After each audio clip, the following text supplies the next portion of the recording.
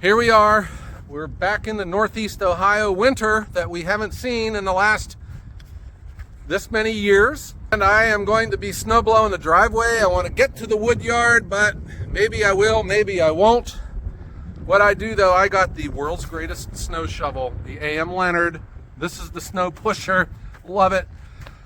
People from Ohio know what a good snow shovel is. I'm just going to do the driveway to stay on top of it. We have a bunch of snow that's coming in. And then we're going to take care of the furnace, and then I'll just show you around the yard here too. All right, guys, Happy New Year, and let me get busy. Normally with snow, we can get by without doing the driveway, but I got two-wheel drive trucks, and I got to stay on top of it. I don't want to get stuck. Won't be able to get out when I have deliveries. So that's the reason why we're out here trying to get this driveway clean.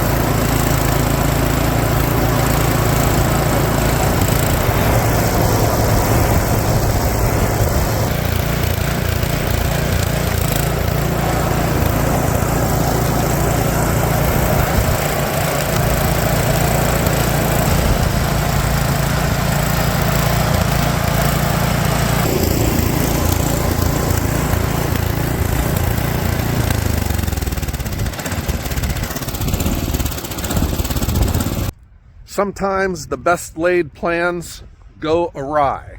This is a wood split for my boiler. My boiler is over there, and that's why the Eastonmade axis is here. I was getting everything done at my old wood yard, getting those logs split. These are going right to the boiler, but the yard's too soft. I was waiting for the ground to freeze so I could just load all this into my truck and take it. Well, obviously gotten cold now, but all the snow laying on top of the ground's just still super soft. You can feel it when you walk on it. So this wood's going to stay here until I really need it. I'll just wheelbarrow it, but I'm waiting for cold weather, no snow, and then I can just drive my truck across the yard and take it there. We have run into some weather here in the new year. We got some snow. It's not that deep, but it is forecasted to continue for a while. And, you know, if you live in Northeast Ohio, this is just part of life, but we haven't had snow in the last couple of years. You get spoiled after a while. But the snow does seem to slow down firewood production. I'm here at the outdoor wood furnace. This is the Hardy H2 in the woodshed. Let me get inside here. The snow does slow down firewood production. Let's just be upfront about that. We have just come out of our busiest month in the history of the company, and it's been steadily growing. 2024 was real interesting for me because I think I'm technically been in business for 8 years. Full-time is around 6. So I do keep track of my sales. I like to look at year over year, you know, my growth like that. And the interesting thing was when we moved into the new wood yard, I have more inventory, I can sell more. Through all of the winters that I've sold wood, that I've delivered to restaurants and to a building residential list, my busiest month was back in March of this year, which was weird because March isn't like a big firewood month, you know? But we did. It was a huge month. It was the biggest in the company's history. Well, we beat that again in October. And then I finished out 2024 with a huge December. And remember, my deliveries are different. We deliver small quantities, and I can put multiple deliveries on a truck. Instead of the truck just going out for one delivery, I can make it 2. Now we have 2 trucks. We can do 4 in a day with relative ease. And that was my December, but the bottom line was we had a huge sales month in December, and that was really nice. There's just something weird that happens to me with firewood and selling firewood. The name of the game is to sell it. But man, when you start selling it, you start worrying because now you don't have enough in supply and you got to have more. It's just kind of like, I don't know if that's like a hoarder's mentality or something. You got an abundance of stuff, but you just can't seem to let it go. And in firewood, when you sell it, then you start worrying, well, where in the heck is it at? But for me, today, it's a snowy day. I think I'm just going to take it easy and watch some football games. But I do have to come out here and feed the outdoor wood furnace. We have had a pretty warm winter, so my consumption hasn't been that high. And it's just my practice. I burn the stuff on the outside until it gets covered in snow. And then I switch to the stuff on the inside. Don't want to get my hands wet. But here is the furnace. Whenever you open the doors on this, you're always supposed to open the ash bin first. So the fan is not running right now. Those are the embers underneath. The fan is not running right now. So that means that it's up to temperature and it's just sitting. And I had filled it up earlier this morning. There's the grates. So I guess there's nothing stopping me from throwing in a log right now, I suppose. There we go. And then I heard the water pump on the back kick on. So the house is asking for heat, and there's a heat exchanger that sits on top of my forced air furnace in the basement. There's water lines. It works just like the heater in your vehicle. It pumps the hot water into the heat exchanger and then back into the tank to get it reheated. So the blower motor on my forced air furnace is set up so that it kicks on and blows through the heat exchanger. It sits in the ductwork, so there's really nothing else inside the house that makes you think we're being heated with an outdoor wood furnace, except we do have a second thermostat on the wall next to the thermostat for the forced air furnace. So the forced air furnace works, all the time to heat your house, but it doesn't kick on the burners for it.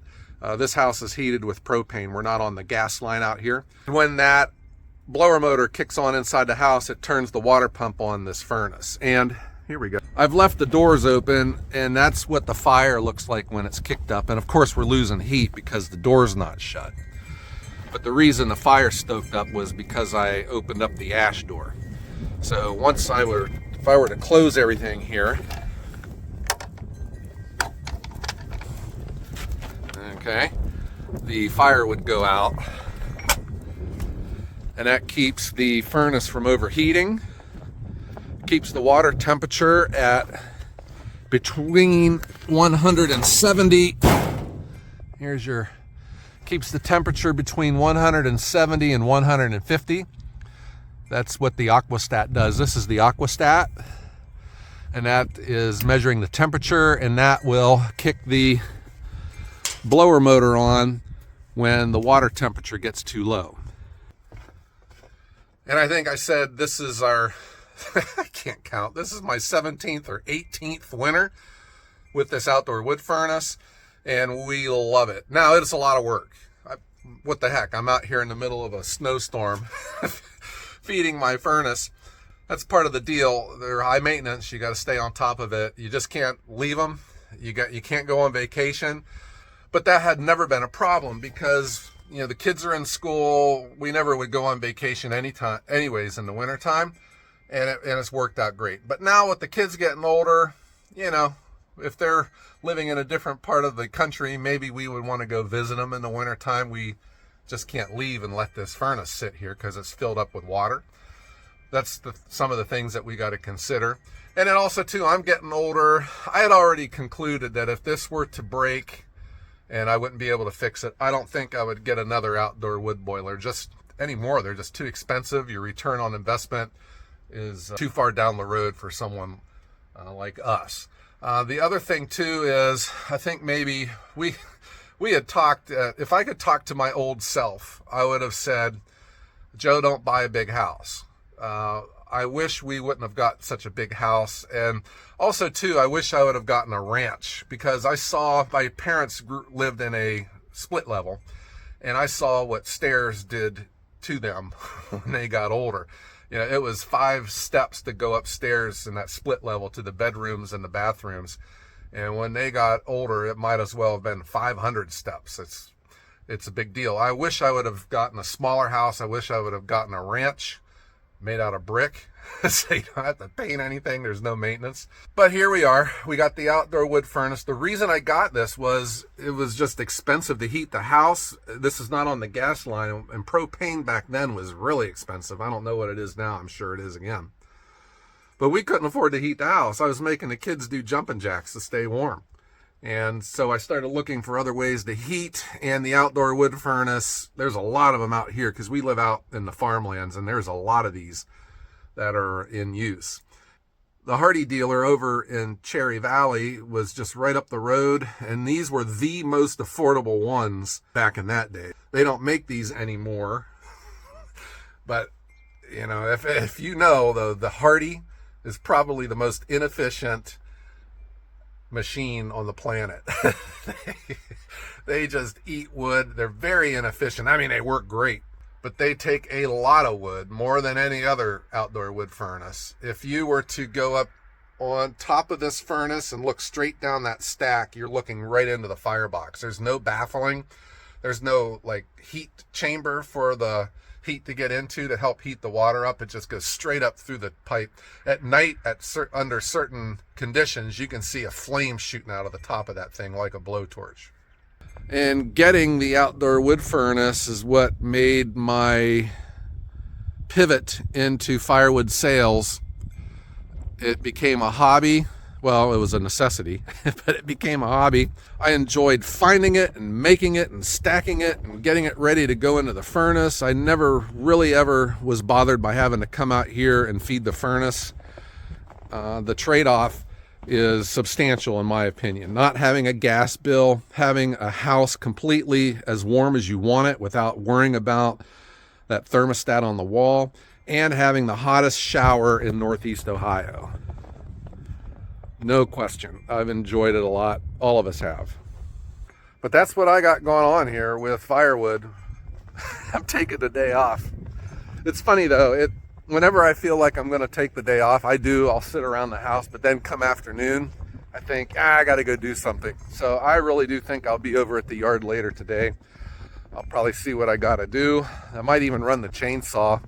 This is the kind of weather I like chainsawing. Okay guys, not much going on here. We are still getting geared up for the new year. I have a full schedule of deliveries in January with the restaurants. We're going to be talking more about the International Firewood Expo, all of these neat things.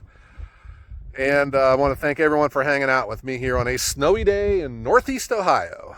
All right, everyone, have a great day.